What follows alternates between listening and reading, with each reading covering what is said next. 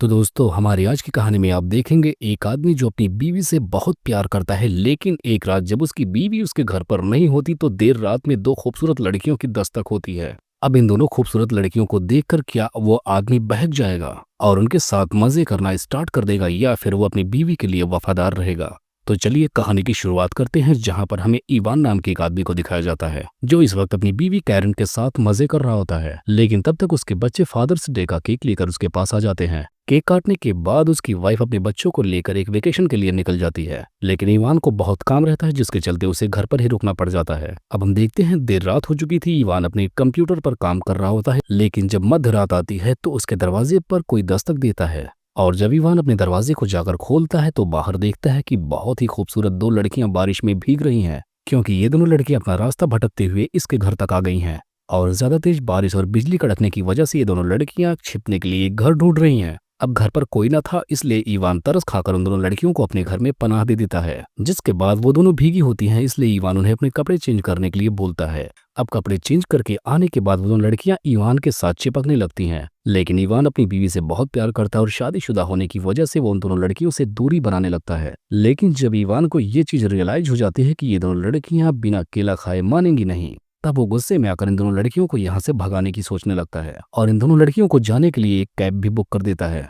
अब उन दोनों लड़कियों को लगता है कि उन्हें यहाँ से जाना पड़ेगा, तो इसलिए वो इवान पर और भी ज्यादा ट्राई मारने लगती हैं, लेकिन लड़कियों का लाख माया जाल उस पर काम नहीं करता। अब हम देखते हैं ऐसे ही थोड़ा वक्त गुजरता है, जिसके बाद इवान के घर के बाहर वो कैब वाला आ जाता है। अब कैब वाले को बाहर देखकर वो लड़कियां फौरन जाकर बाथरूम में छिप जाती हैं। अब इवान जब बाथरूम खोलकर उन दोनों लड़कियों को रिसीव करने के लिए जाता है तो वो दोनों लड़कियां भूखी शेरनी की तरह उस पर टूट पड़ती हैं, और अब की बार इवान भी खुद को कंट्रोल नहीं कर पाता और इन दोनों लड़कियों के साथ जबरदस्त रोमांस करता है। और हम देखते हैं इधर कैब वाला भी किसी को बाहर से ना आता देखकर वहां से अपनी कैब लेकर चला जाता है। अब अगली सुबह हम देखते हैं जब इवान की नींद खुलती है और दोनों लड़कियों को अपने बेड के अगल बगल नहीं पाता तो उसे लगता है कि शायद लड़कियां जा चुकी हैं। लेकिन तभी इवान को किचन से कुछ आवाजें आना शुरू होती हैं, जिनका पीछा करते हुए जब वो वहां तक जाता तब उसे पता चलता है कि उन दोनों लड़कियों ने उसके किचन का कबाड़ा बनाकर रख दिया है। अब इनका ऐसा बिहेवियर देखकर इवान गुस्सा होकर उन्हें फौरन यहाँ से जाने को बोलता है, लेकिन वो दोनों लड़कियां किसी भी कीमत पर अब इसके घर से जाने को राजी नहीं थी, क्योंकि उन्होंने उस बात का वीडियो बना लिया था इवान उनके साथ इंटीमेट हुआ है। अब ये बात सुनकर इवान को और भी गुस्सा आता है, जिसके चलते वो पुलिस स्टेशन फोन करता है और इन घुसपैठियों के बारे में बताना चाहता है।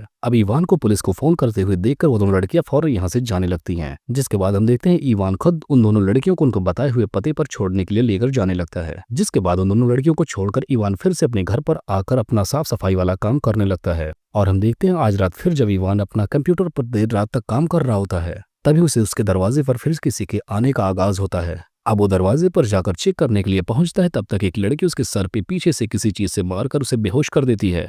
अब इवान जब होश में आता है तब वो देखता है कि उसके हाथ और पैर दोनों उसके बेड से बंधे हुए हैं। अब हम देखते हैं इवान के सामने एक लड़की खड़ी होती है जिसका नाम बिल होता है, और वो इवान के साथ जबरदस्ती इंटीमेट होने लगती है। और इसी बीच इवान अपना एक हाथ छुड़ा लेता है, जिससे वो बिल को धक्का देकर नीचे गिरा देता है, और अपने आप को आजाद करने के बाद सीधा वो दूसरी लड़की जेनेसिस को मारने के लिए दौड़ कर जाता है। अब इवान इसे जैसे ही मारने वाला होता है, उसके हाथों में चाउमीन का चम्मच होता है, जिससे वो इवान के गले के पास घुसा देती है। वो उस चम्मच से इवान की छाती में गहरा घाव कर देती है, जिसके चलते इवान एक बार फिर से बेहोश हो जाता है।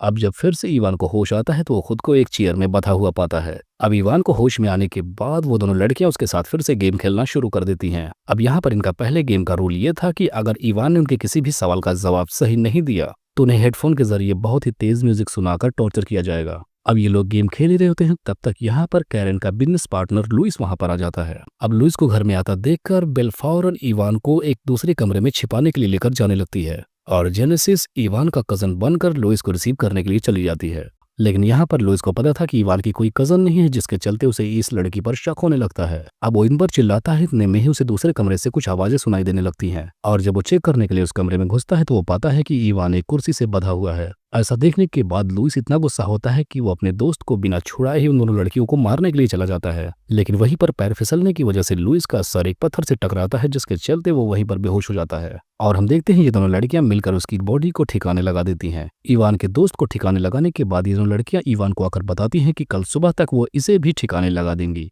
और हम देखते हैं सुबह होने के बाद वो दोनों इवान को रस्सियों में बांधकर एक जगह ले जाकर दफनाने लगती हैं। लेकिन इवान की पूरी बॉडी तो जमीन के अंदर होती है पर उसका सर जमीन से बाहर होता है। अब खुद की मौत सामने देखकर इवान उन लड़कियों से अपनी गलती के बारे में पूछता है कि आखिर उससे गलती क्या हुई थी। जिसके बाद दोनों लड़कियां इवान को बताते हैं कि तुम अपनी बीवी और बच्चों से प्यार नहीं करते, बस एक दिखावा करते हो, क्योंकि अगर तुम सच में उससे प्यार करते तो उस रात तुम्हें कुछ भी मैं करती, तुम इंटीमेट मेरे साथ नहीं होते। जिसके बाद बिल इवान के पास जाकर बोलते हैं कि मुझे एक बार लगा था कि तुम औरों से अलग हो पर नहीं। इतना बताने के बाद वो दोनों इवान को इसी हालत में वहां छोड़कर चली जाती हैं। जिसके कुछ टाइम बाद हम देखते हैं कि इवान की वाइफ इधर अपने बच्चों को लेकर अपने घर आ जाती है। अब घर पहुंचने के बाद जब वो घर की हालत देखती है तो बिल्कुल शॉक्ड हो जाती है। और बस इसी को दिखाते हुए इस कहानी का यहीं पर एंड हो जाता है।